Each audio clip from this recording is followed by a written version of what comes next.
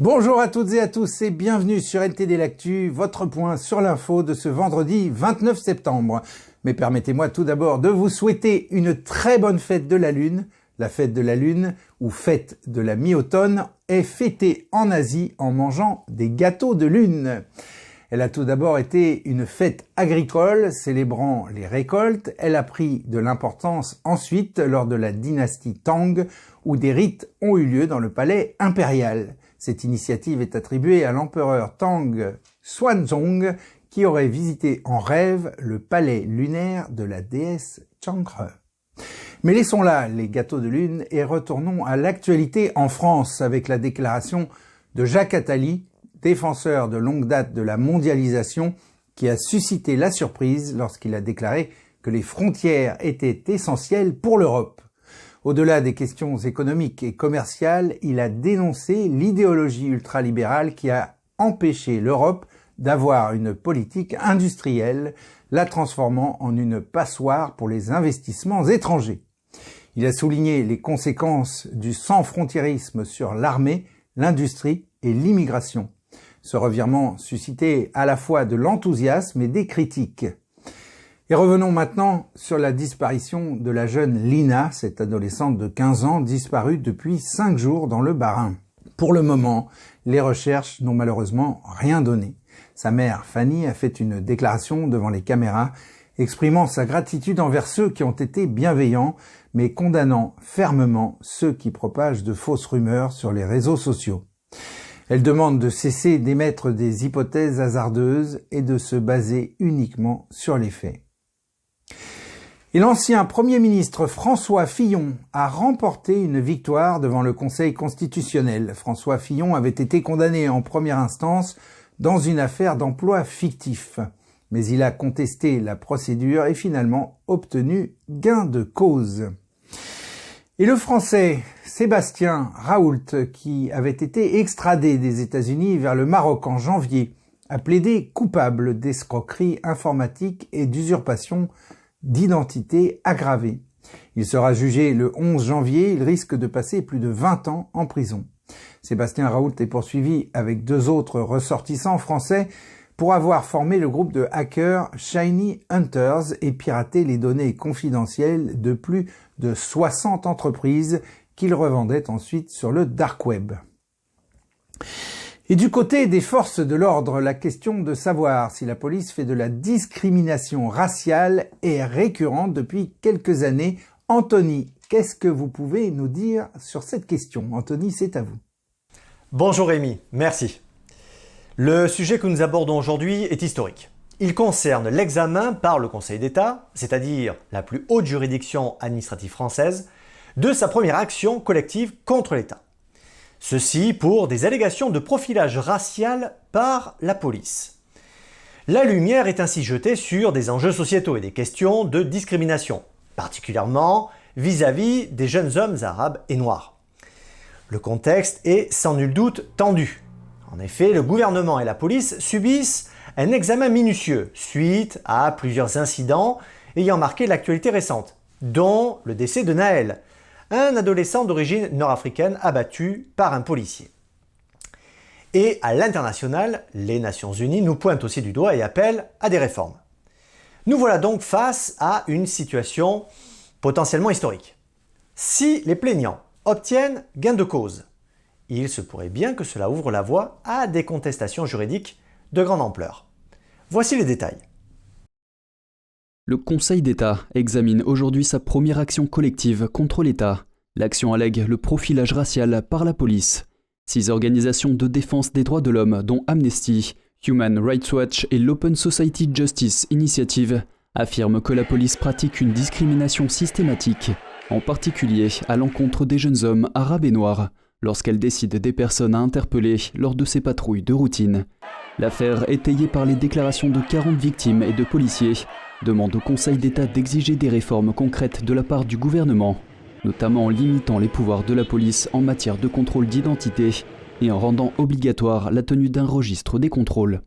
D'autre part, le Comité des Nations Unies pour l'élimination de la discrimination raciale a dénoncé la pratique persistante du profilage racial et a exhorté la France à s'attaquer aux causes structurelles et systémiques de la discrimination raciale au sein de la police.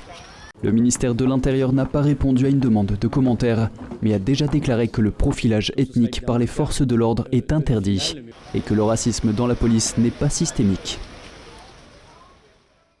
Cette affaire est un fait notable pour notre pays où le militantisme s'exprime traditionnellement par des protestations directes et où les recours collectifs, introduits seulement en 2014, sont encore rares.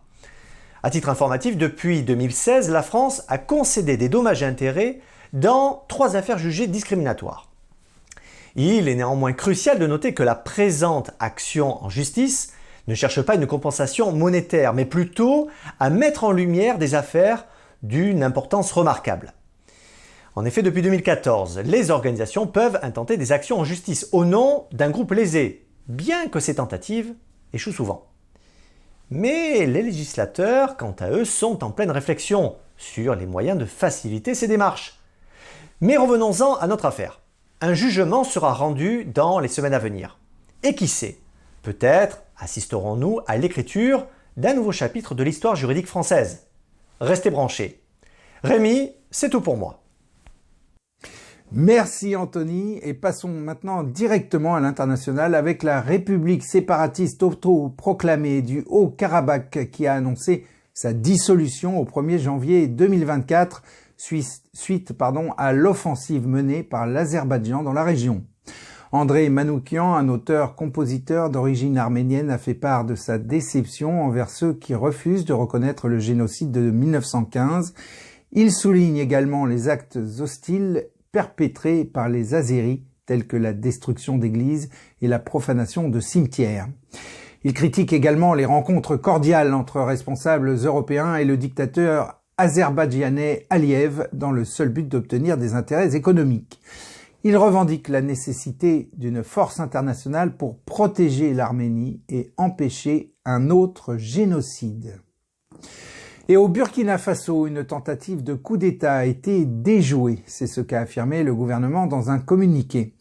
Le parquet militaire indique avoir ouvert, je cite, une enquête circonstanciée sur la base de dénonciations dignes de foi, faisant état de complot contre la sûreté de l'État. Fin de citation. En conséquence, 4 officiers ont été interpellés et 2 sont recherchés. Et on passe à une affaire de gros sous entre la Chine et le fils de Joe Biden. Vladia, il semblerait que ça chauffe pour la famille Biden. Vladia, c'est à vous. Et oui Rémi, il semblerait que ça chauffe pour eux en effet. Une enquête sur les relevés bancaires du fils de Joe Biden révèle un versement de 260 000 $ en provenance de Pékin à une adresse répertoriée comme étant celle du domicile de Joe Biden. La commission de surveillance de la Chambre des représentants des États-Unis a découvert 2 virements électroniques de ressortissants chinois à l'adresse de Hunter Biden en 2019. C'était peu de temps avant la campagne présidentielle de 2020. Les virements d'une valeur totale combinée de 260 000 $ ont été effectués en juillet et août 2019 à partir des partenaires commerciaux de Hunter Biden à Pékin. Du coup, vu l'opacité de cette affaire, on va faire les comptes. Dans cette somme, il y avait 250 000 $ provenant de Jonathan Lee, PDG du fonds d'investissement BHR soutenu par Pékin, et les 10 000 autres dollars provenaient d'une personne nommée Wang Xin. Le président du comité de surveillance de la Chambre des représentants, James Comer, affirme que ces 2 virements sont les premiers exemples que le comité a trouvé de Hunter Biden recevant de l'argent directement et non par l'intermédiaire d'une société écran.